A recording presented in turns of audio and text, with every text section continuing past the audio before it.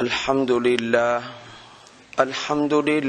نحمده ونستعينه ونستغفره ونؤمن به ونتوكل عليه ونعوذ بالله من شرور أنفسنا ومن سيئات أعمالنا من يهده الله فلا مضل له ومن يضلله فلا هادي له ونشهد أن لا إله إلا الله وحده لا شريك له ونشهد أن سيدنا ومولانا محمدا عبده ورسوله أما بعد فأعوذ بالله من الشيطان الرجيم بسم الله الرحمن الرحيم لن تنالوا البر حتى تنفقوا مما تحبون وما تنفقوا من شيء فإن الله به عليم قال النبي صلى الله عليه وسلم إن ثلاثة من بني إسرائيل صدق الله العظيم وصدق رسوله النبي الكريم اللهم صل على محمد وعلى آل محمد كما صليت على إبراهيم وعلى آل إبراهيم إنك حميد مجيد اللهم بارك على محمد وعلى آل محمد كما باركت على إبراهيم وعلى آل إبراهيم إنك حميد مجيد۔ حضور علیہ الصلاۃ والسلام کے واعظ کرنے کا ایک طریقہ تو یہ تھا کہ مختصر حدیث بیان فرما دیتے۔ مثلا حدیث پاک میں آتا ہے کہ ایک آدمی نے عرض کی کہ آپ مجھے کوئی نصیحت کریں، تو آپ علیہ الصلاۃ والسلام نے ارشاد فرمایا قل آمنت باللہ ثم استقم، تو یہ کہے میں اللہ پر ایمان لایا، میرا رب اللہ ہے، ثم استقم، پھر اس پر تو ڈٹ جا، پھر اس پر تو قائم رہے۔ تو ایسا بھی ہوتا تھا کہ مختصر نصیحت فرماتے تھے، اور کبھی کبھار آپ علیہ الصلاۃ والسلام کوئی واقعہ کوئی قصہ بھی سنا دیا کرتے تھے۔ تو صحیحین میں، بخاری اور مسلم میں اور باقی کتب احادیث میں، مشکات میں بھی جلد اول میں بھی وہ قصہ موجود ہے جو نبی کریم صلی اللہ علیہ وآلہ وسلم نے اپنے اصحاب کو سنایا۔ اس میں ہمارے لیے بھی ایک سبق ہے۔ یہ عارضی زندگی ہے، اللہ تعالیٰ بعض اوقات نعمت دے کر بھی آزماتے ہیں۔ مال و دولت کی فراوانی سے، صحت سے، اللہ تعالیٰ وسعت سے، فراخی سے بھی بندے کو آزماتے ہیں۔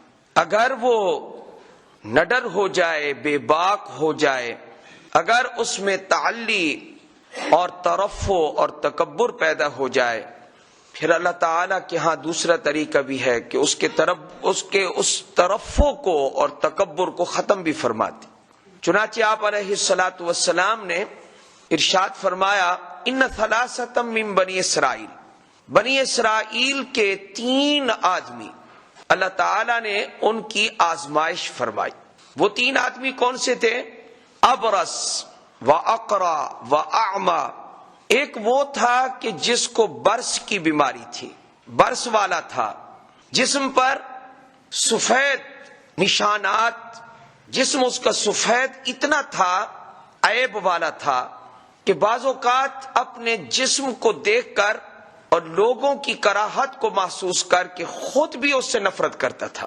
بہت ساری نعمتیں ایسی ہوتی ہیں کہ جن کے نعمت ہونے کا ہمیں احساس نہیں ہوتا۔ برس کی بیماری میں وہ مبتلا تھا، اور یہ عسیر العلاج، بہت اس کا علاج مشکل اور دشوار ہے۔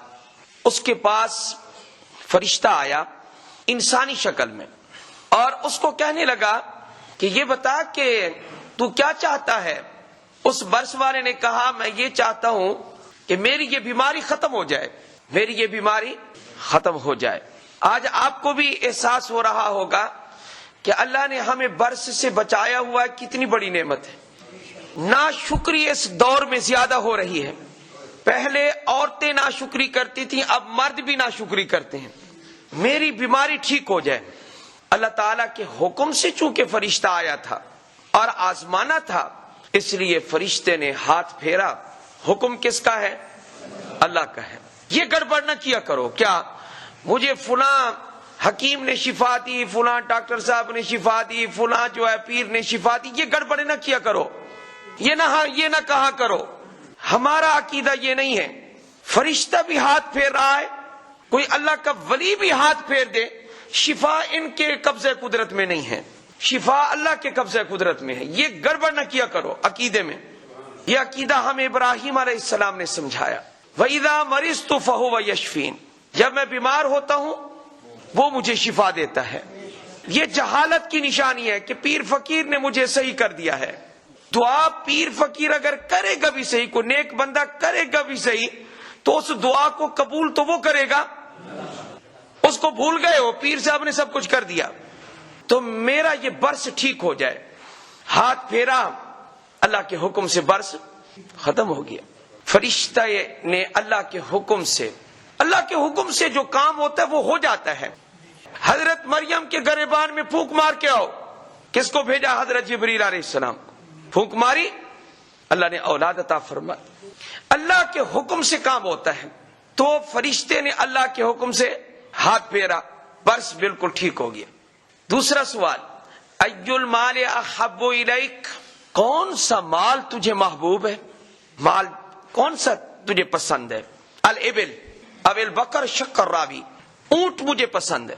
اس نے ایک ناقہ اوشارا گابھن اونٹنی اس کو دے دی، اور اونٹنی دینے کے بعد جاتے ہوئے یہ دعا بھی دے کر گیا، بارک اللہ لک فیہا، اللہ تجھے اس مال میں برکت عطا فرمائے۔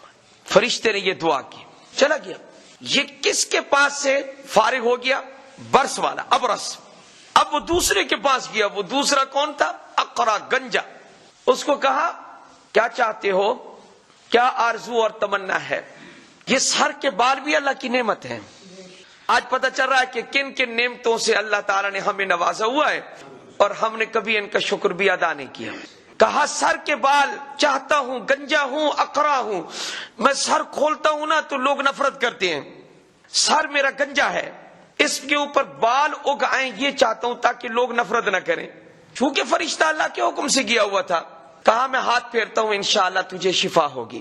ہاتھ پھیر دیا، وہ گنجے کا گنجا پن ختم ہو گیا۔ اب جب وہ ختم ہو گیا، بال اگائے، دوسرا سوال، ای المال احب الیک، کون سا مال تجھے پسند ہے؟ کہنے لگا البقرہ، مجھے گائے پسند ہے۔ صحیح حدیث کا قصہ ہے، یہ کہانی نہیں ہے کتابوں میں لکھی جانے والی، افسانہ نہیں ہے، یہ حضور کی بیان کردہ حکایت ہے صلی اللہ علیہ وآلہ وسلم۔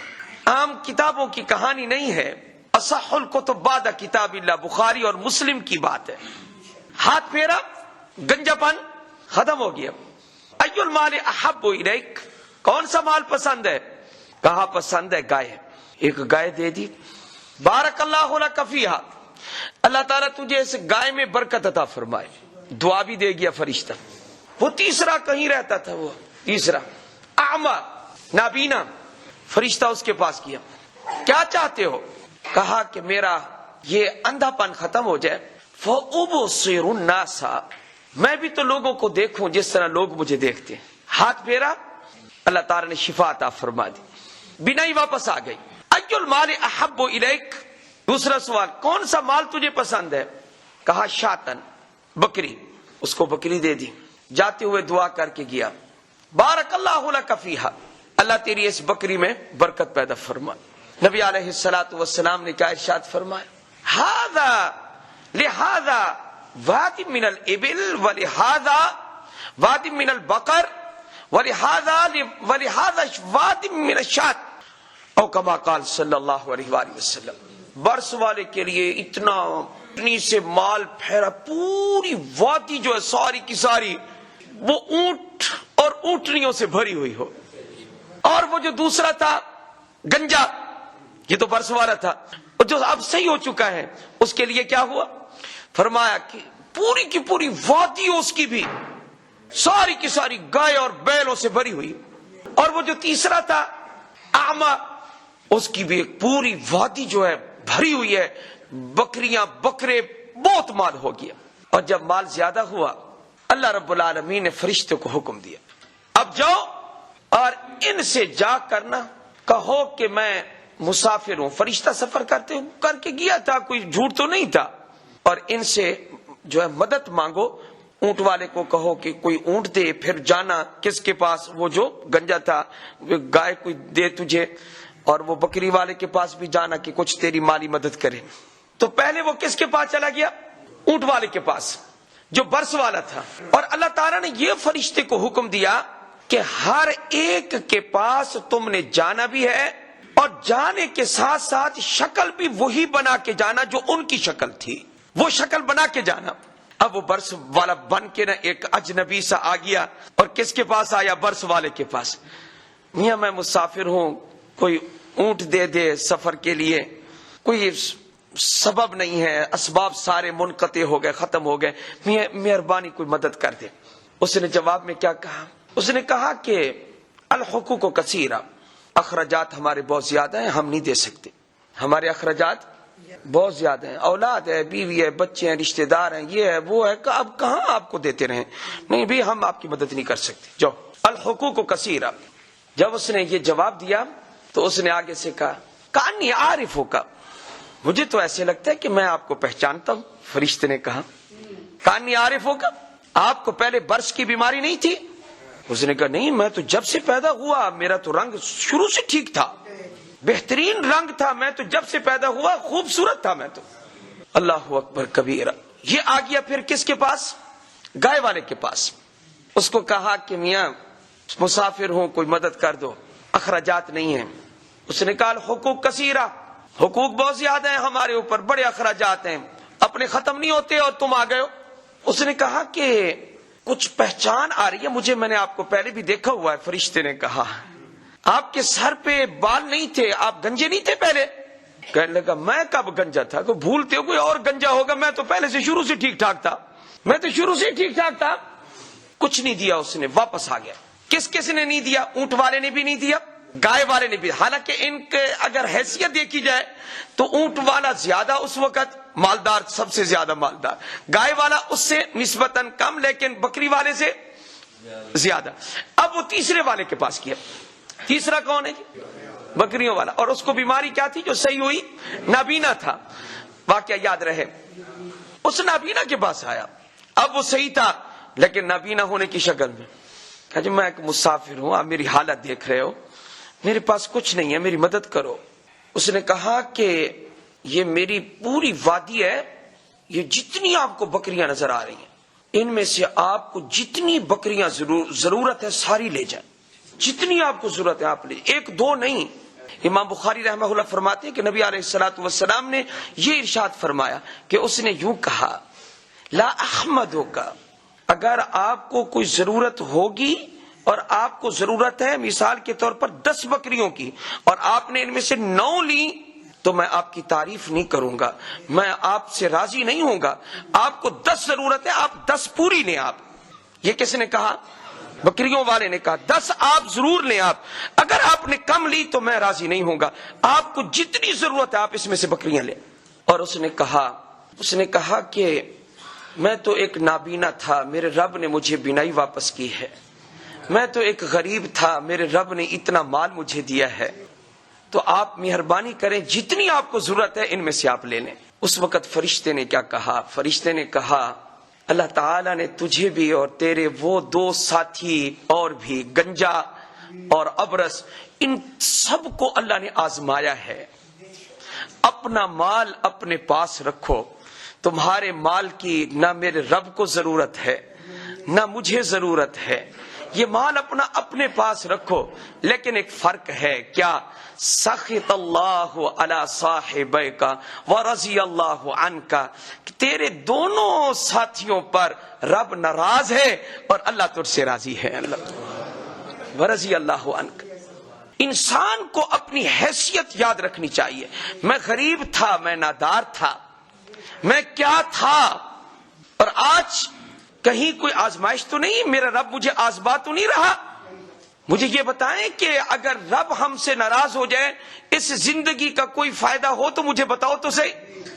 اچھا زندگی کا فائدہ چھوڑو، اس زندگی میں کوئی راحت ہو، کوئی مزہ ہو، کوئی اطمینان ہو تو وہ بتائیں آپ۔ انسان کی دنیا آخرت کی زندگی اس وقت مزیدار بنتی ہے جب وہ اللہ کو راضی رکھتا ہے۔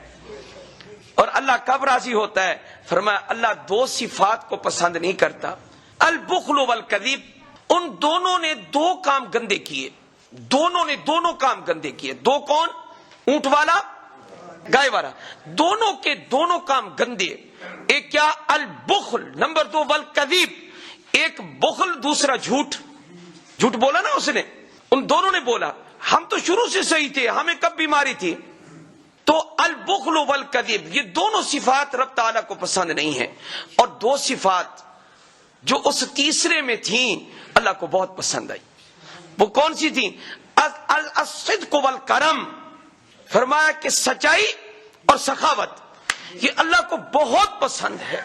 سچ بولنا اور اپنے مال میں سے حسب حیثیت، حسب استطاعت کیا کرنا؟ سخاوت کرنا، یہ اللہ تعالیٰ کو پسند ہے۔ صدق والکرم۔ مجھے آپ بتائیں ایسی دو صفات جس سے ہمارا رب راضی ہو جائے۔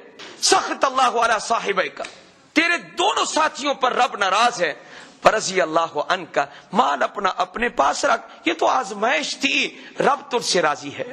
نبی علیہ السلام نے یہ ارشاد فرمایا۔ اس لیے اللہ تعالی ہم سب کو غور و فکر کرنے کی اور عمل کرنے کی، سمجھنے کی توفیق عطا فرمائے۔ اللہ ہمیں بخل سے، جھوٹ سے بچائے، اللہ سچ بولنے کی توفیق عطا فرمائے، حسب حیثیت کرم سخاوت کرنے کی توفیق عطا فرمائے۔ وآخر دعوانا ان الحمد للہ رب العالمین۔